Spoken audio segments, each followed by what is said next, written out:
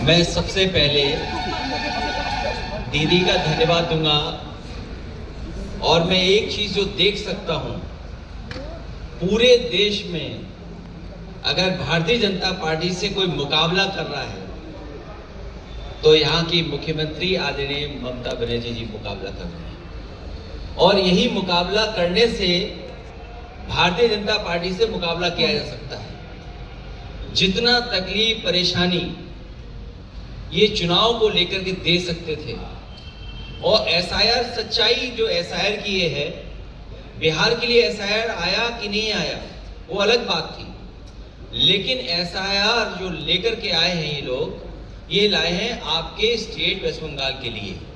और जानबूझ करके इलेक्शन कमीशन की जिम्मेदारी ये बनती है वोट बढ़े, ज्यादा से ज्यादा लोग वोट बना करके वोट डालने आए।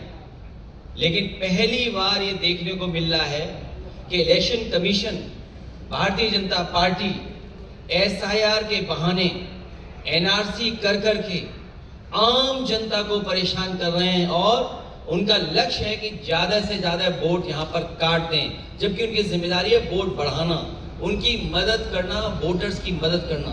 आपने देखा होगा जब कभी चुनाव होता है, इलेक्शन कमीशन कैंपेन रन करता है इस बात के लिए कि ज्यादा से ज्यादा लोग वोट डालने आए, लोग ज्यादा से ज्यादा निकलें, नई उम्र के लोग वोट बनवाएं। लेकिन ये एसआईआर के बहाने हम लोग पहली बार देख रहे हैं कि आदरणीय मुख्यमंत्री दीदी को परेशान करने का काम करें। शायद देश में एसआईआर के बहाने किसी को नहीं परेशान किया होगा, लेकिन हमें भरोसा है बंगाल की जनता पर। यहाँ की जनता अपनी दीदी के प्रति जो प्यार लगाव है वो उन्हें यहाँ से मुख्यमंत्री बनने जा रहे हैं। बीजेपी की लड़ाई जो वो है वो हारने की लड़ाई है उनकी। वो सोचते हैं कि इज्जत से हार जाएं, इज्जत से हारना चाहते हैं, लेकिन यहाँ की जनता हराएगी।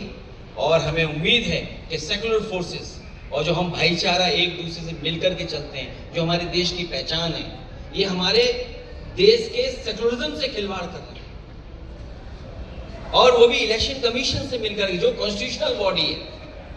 यहां तो हो ही रहा है, लेकिन उत्तर प्रदेश में इससे ज्यादा वोट काटने का काम कर रहे हैं। मुझे खुशी है कि दीदी ने ईडी को हरा दिया, और Bharatiya Janata party pen drive का पिन नहीं भूल पा रही है। वो भारतीय जनता पार्टी ये भूल गए हैं कि यहाँ का प्रदेश दीदी के लीडरशिप में ये कल्चरल यूनिट है, पॉलिटिकल यूनिट नहीं है। ये नासमझी कर रहे हैं। यहाँ के लोग प्रेम के, रविंद्र जी के भजन सुनते हैं, यहाँ का गान सुनते हैं, मिठास सुनते हैं, नफरत के गाने नहीं सुनते। দর্শক শুনলেন অখিলেশ যাদব ইউপির এসপির নেতা। উনি কলকাতায় এসে, নবান্নে এসে এই রাজ্যের মুখ্যমন্ত্রীর সঙ্গে বৈঠক করেছেন আর এই সব বলেছেন। লাল টুপি পরে, লাল টুপিওয়ালা। দর্শক শুনলেন তো, উনি বললেন যে দিদি ইডিকে হারিয়ে দিয়েছেন, দিদি ইডিকে হারিয়ে দিয়েছেন। হ্যাঁ, তো ওই ছিনিয়ে নিয়ে এসে, ফাইল ছিনিয়ে নিয়ে এসে, ওটাই তো নাকি? ওটা কি হারানো বলছেন তো? ইডি একটা এজেন্সি তদন্ত করতে এসছে, সেখানে ঢুকে ছিনিয়ে নিয়ে চলে আসা, যেটাকে ছিনতাই বা চুরি ডাকাতি বলে অনেকে বলছেন। কোর্টে তো মামলা হচ্ছে, তো সেটা হচ্ছে হারানো। একজন মহিলা, তিনি ঢুকলেন, মহিলা হিসেবে অ্যাডভান্টেজ নিলেন, ছিনিয়ে নিয়ে চলে এলেন। ওটা হারানো হয়ে গেল? কোথায় হারানো হয়ে গেল? এখনও তো মামলা হচ্ছে, তো সুপ্রিম কোর্টে তো মামলা হচ্ছে। 3 তারিখে ফের হিয়ারিং আছে, এবং সুপ্রিম কোর্টের ডিভিশন বেঞ্চ পরিষ্কার বলেছে সিরিয়াস ম্যাটার যেগুলো সব আছে সেগুলোকে সংরক্ষণ করতে বলা হয়েছে এবং রিপোর্ট তলব করা হয়েছে। কোথায় ইডিকে হারিয়ে দিলেন দিদি? ওই ছিনিয়ে নিয়ে চলে আসা, ওটা কি হারানো বলবেন? এটা তাহলে কি নিয়মের হলো? এটা তাহলে কি নিয়মের হলো, কি আইনের হলো, কি গণতান্ত্রিক সিস্টেমে হলো? ইডিকে হারিয়ে দিয়েছেন, এবার বিজেপিকে হারিয়ে দেবেন? হ্যাঁ, দিদি যা লড়ছেন উনি একমাত্র বিজেপিকে হারাচ্ছেন, আপনি কি করছেন ইউপিতে? আপনি কেন পারছেন না? লজ্জা লাগলো না এখানে এসে কথাগুলো বলতে? দিদি এখানে কিভাবে লড়েন, কিভাবে জেতেন নিশ্চয়ই জানেন আপনি, আমরা তো ভালো করে জানি কিভাবে উনি এখানে জেতেন। ভোটটাকে ঠিক করে করতে বলুন না দিদিকে, যদি সৎ সাহস থাকে ঠিক করে ভোটটা করতে বলুন, দেখবো কত এখানে জিততে পারেন, দেখবো কত জিততে পারেন। 10 জন মানুষকে প্রশ্ন করলে 8 জন মানুষ বলেন যে এই সরকার চায় না, এই সরকার চায় না। কালচারাল অমক তমক বিরাট হেন তেন বলে বিজ্ঞাপন করে চলে গেলেন। অদ্ভুত ব্যাপার। দিদি যা লড়ছেন, দিদি মানে এমন ভাব দেখাচ্ছেন দিদি আবার মানে প্রধানমন্ত্রী হয়ে যাবেন, তার নেতৃত্বে দেশের মানে লড়াই হবে, এরকম একটা বলার চেষ্টা। এরকম তো 5 বছর আগেও তো শুনেছিলাম। 21-এর ভোটের পরে দিদি এমন শুরু করলেন যেন একেবারে গোটা ইন্ডিয়া চালাবেন, এমন ভাব দেখালেন। 5টা বছর তো চলে গেল, এই রাজ্যের বাইরে কেন দলটা বেরোতে পারেনি? এই রাজ্যের বাইরে দলটা কেন বেরোতে পারেনি? ওনার ভাইপো তো কত কি করলেন, ছোট্ট একটা রাজ্য বাঁচলেন গোয়া, ভাবলেন সব একেবারে ওখানে ক্ষমতায় সব নিয়ে ক্ষমতা পেয়ে যাব, কত কি করলেন, কত খরচ করলেন, যে খরচ নিয়ে আবার এখন আইপ্যাকে তো সব তদন্ত চলছে, দর্শক নিশ্চয় বুঝতে পারছেন। তো কি করেছেন ওখানে? লাড্ডু নিয়ে চলে এসছেন দুটো গোল গোল। তারপর আরও সব তো মেঘালয় থেকে শুরু করে কয়েকটা রাজ্যে যাওয়ার চেষ্টা করলেন না, আসাম থেকে শুরু করে ত্রিপুরা, ওরে বাপরে কি লম্পজম্প। কই কোনো দাগ কাটতে পেরেছেন দিদি, ওই পিসি ভাইপো কেউ দাগ কাটতে পেরেছেন এই রাজ্যের বাইরে, বাংলার বাইরে? এই জন্যই করতে পারছেন না, কারণ ওখানে সরকার নেই। ওখানে সরকার নেই, সরকার থাকলে সরকারি মেশিনারিকে নিজেদের মতো করে ইউজ করে ওনারা রেজাল্ট দেখান। এখানে সরকার আছে, তার মতো করে এই আইপ্যাক বলে একটি সংস্থা আছে, তার মানে মাধ্যমে হয় ভোটটা, ওই রকম ভোট হয়। এই তো এসআইআর তো দেখতে পাচ্ছি এই রকম এসআইআর হচ্ছে, পরিষ্কার দেখতে পাওয়া যাচ্ছে গাফিলতি হচ্ছে, অন্যায় হচ্ছে, অনিয়ম হচ্ছে, কমিশন বলছে ব্যবস্থা নেওয়ার কথা, নিচ্ছে না, সবই সরকারি ক্ষমতা গাজোয়ারি, সেটা করে জয় এসছে। দিদি আবার কি লড়ছেন? দিদিকে ক্ষমতার বাইরে এসে একবার লড়তে বলুন না, এই রাজ্যে রাষ্ট্রপতি শাসন করে একবার দিদিকে লড়তে বলুন তো, দেখবো কি করে ক্ষমতায় ফিরে আসেন। চ্যালেঞ্জ রইল, লড়তে বলুন তো দেখি। যদি দিদির এতই ক্ষমতা হতো, দিদির যদি এতই জনপ্রিয়তা হতো, তাহলে এই 5 বছরে রাজ্যের অন্তত মানে রাজ্যের বাইরে অন্তত একটা রাজ্যে দিদির দলের উপস্থিতি ঠিকমতো দেখতে পেতাম, যদি এতই দিদির ব্যাপার থাকতো। আপনি এসছেন, আপনাকে আনা হয়েছে, আমি জানি না, কেউ বলছেন বিয়ে বাড়িতে এসছেন, কি ডেরেকের মেয়ের নাকি বিয়ে বাড়িতে এসছেন, এসে এখানে ঢুকে পড়েছেন, আবার কেউ বলছেন আমাদের পার্টির কি একটা কর্মসমিতির মিটিং আছে, এসছেন, জানি না কী কারণে এসছেন।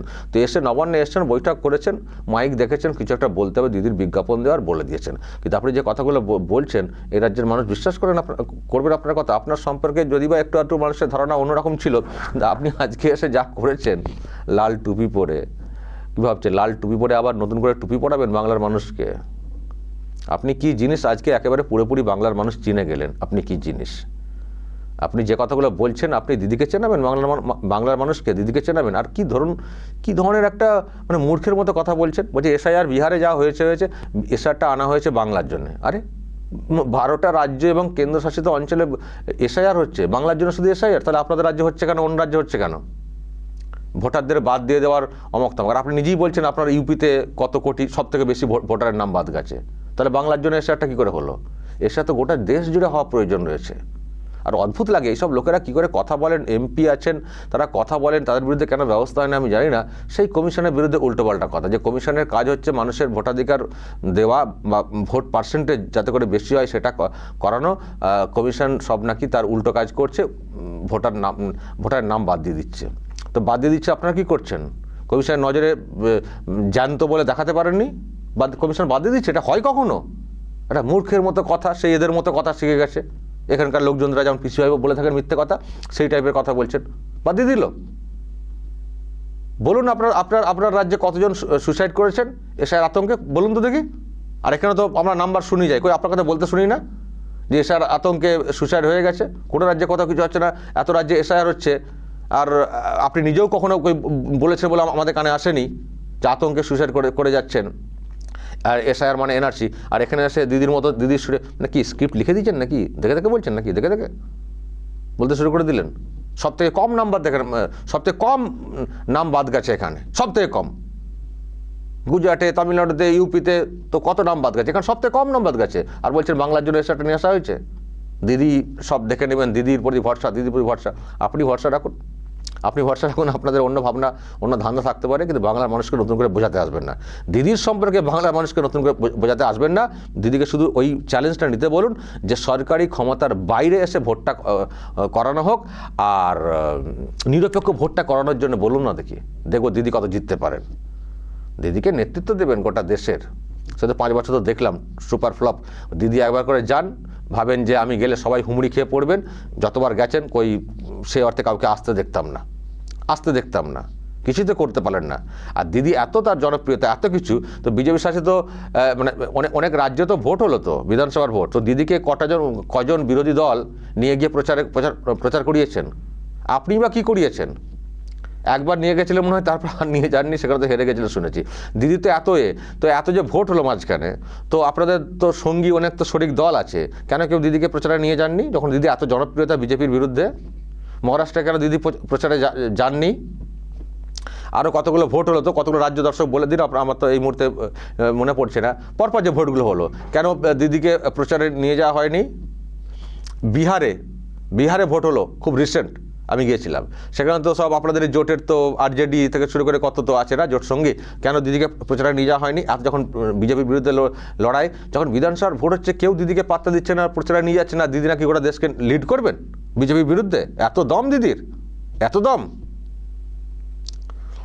আবার নাকি দিদি দিল্লি যাচ্ছেন, জানি না দিল্লি যাওয়ার আগে কোনো আপনারা বৈঠক করলেন কিনা, লোকটাকে ওখান থেকে পাঠাবেন বলে ইউপি থেকে, ওই কি এসআইআরের বিরুদ্ধে নাকি বিক্ষোভ দেখাবেন বলা হচ্ছে। আবার অন্য ধান্দাতেও যেতে পারেন, যারা জোটে মানে আছেন, তার মধ্যে কংগ্রেসের সঙ্গে কোনো বৈঠকও করতে পারেন। এরা তো গাছেরও খাবেন, তলারও খাবেন না। এদিকে কংগ্রেসের একেবারে বাপান্ত একেবারে উদ্ধার করে দেবেন ইনারা। আর ভোটের সময় রাজ্যে যখন ভোট হবে, কংগ্রেসকে কীভাবে ম্যানেজ করতে হবে, তারা আবার গান্ধী পরিবারকে ধরে ব্যবস্থা করবেন। ওভার চালাকি, প্রচণ্ড ওভার চালাকি, এই করে ওনারা ক্ষমতায় আছেন। আর এই ওভার চালাকি, বেশি চালাকির জন্যে বেরোতেও পারছেন না, রাজ্যের বাইরে থেকে বেরোতেও পারছেন না, ন্যারো মাইন্ডেড। সেই জন্যে 21-এর রেজাল্টের পরে একটা সম্ভাবনা তৈরি হয়েছিল। 21-এর রেজাল্টের পরে যেমন করেই হোক, সেই চুরি যেমন করে হোক, রেজাল্টটা হওয়ার পরে একটা সম্ভাবনা তৈরি হয়েছিল, মানে জাতীয় স্তরে একটা জায়গা পাওয়ার।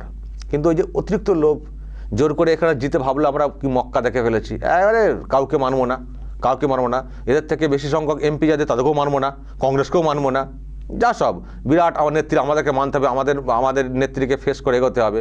আর সবাই মানেন নাকি? বাংলায় আপনারা এরকম হইচই করতে পারেন, দেশের সবার একটা নিজস্ব দল আছে, তাদের একটা সংখ্যা আছে, মেনে নেবেন নেত্রী হিসেবে? মানেননি। এমনকি এই যে সরকার গঠিত হলো, কেন্দ্রীয় সরকার, তখনও দেখলাম অভিষেক ব্যানার্জি কত স্বপ্ন দেখলেন, আরও সবাইকে ভেঙে সরকার গঠন করে ফেলবো। যখন জোটের মধ্যে থাকা অন্যরা বলে না, এরকম তো হয় না, কারণ এনডিএ তো একটা বড় সংখ্যা আছে, ওইভাবে সরকার গঠন করা যায় না। মাঝখানে দেখলাম আবার অভিষেক এই অখিলেশের সঙ্গে আলাদা করে মিটিং, তার সঙ্গে আলাদা করে মিটিং, আবার কত লম্পঝম্প, তারপরে বলা শুরু হলো এ সরকার টিকবে না, 1 বছরের মধ্যে পড়ে যাবে। কোথায় পড়লো? কিছু তো হলো না, সেই তো ঘরে ঢুকে পড়লেন অভিষেক ব্যানার্জিরা। ফলে কি স্বপ্ন দেখাবেন, কি বলবেন দিদির নেতৃত্বে চলবে? দিদি কতদিন চলবেন সেটাকে ঠিক করুন। দেখুন এখানে তার কি আছে, শুধু একটা মানে তৈরি করা, ন্যারেটিভ একটা তৈরি করা, আর কিছু এই মুসলিম ভোট, সেই জন্য টিকে আছেন উনি। এর বাইরে কি আছে? দিদির কি জনপ্রিয়তা? দিদি কি রুখতে পেরেছেন, কি রাখতে পেরেছেন? শুধু গলাবাজি করে, চাচাবাজি করা ছাড়া কি করতে পেরেছেন? আর দিদির একের পর এক লোক জেলবন্দি হয়ে যান, এমনি জেলবন্দি হয়ে যান, এমনি কোর্টের মাধ্যমে, কোর্ট মনিটর প্রোগ্রাম হয়, তার জেলবন্দির অর্ডার এসে যায়, এমনি হয়ে যায়। এসে গল্প শোনাচ্ছেন এখানে এসে লাল টুপি পরে, টুপির ওপরে টুপি। দর্শক বলবেন যদি আপনাদের এই নিয়ে আরও কিছু বলার থাকে, অবশ্যই বলবেন কমেন্ট বক্সে। নজর রাখবেন আরামবাগ টিভিতে।